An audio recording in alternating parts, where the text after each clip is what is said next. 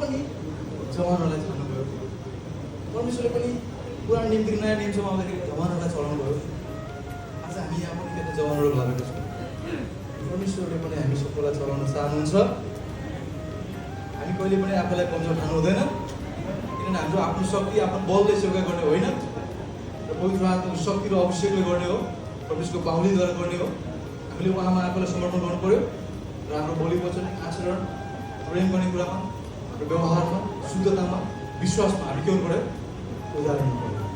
र हामीले पाएको वरदानलाई के हुनु पर्यो, पक्रेर हिँड्नु पर्यो।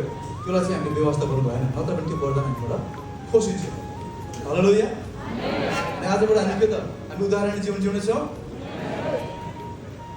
आमेन।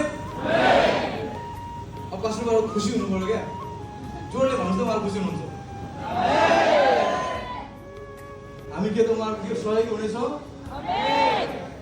हामी उहाँहरूलाई सहयोग गर्नेछौँ, उहाँहरूको सेवामा सहयोग गर्नेछौँ।